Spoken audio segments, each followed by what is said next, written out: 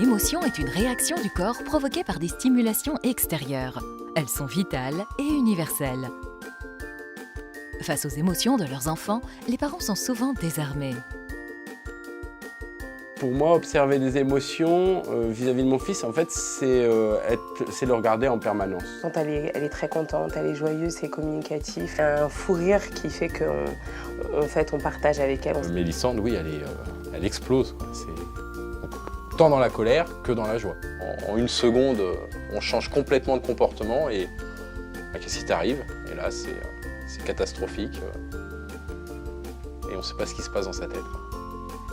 Il n'y a pas de bonne ou de mauvaise émotion, c'est la manière dont elle s'exprime qui est adaptée ou non. Le premier langage de l'enfant, c'est le corps. Un état joyeux, ça va être un sourire, ça va être des grands mouvements de contentement.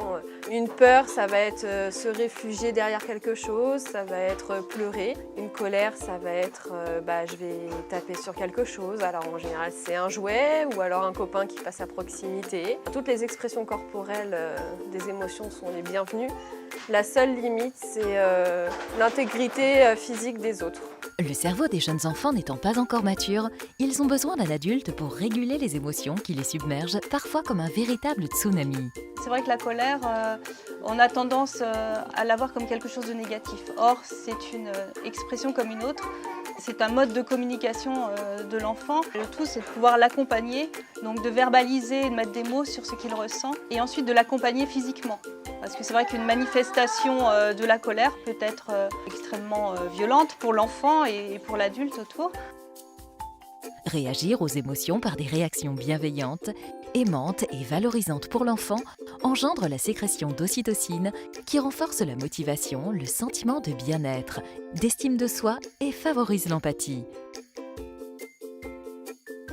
Avant de s'occuper de l'émotion de l'enfant, on s'occupe aussi de notre émotion à nous et de réussir à identifier ce que nous on ressent et de le dire. Comprendre et exprimer ses propres émotions aide à accueillir celles de l'enfant plus sereinement. Adopter des paroles et gestes bienveillants permet de remplir le réservoir affectif de l'enfant. C'est son carburant.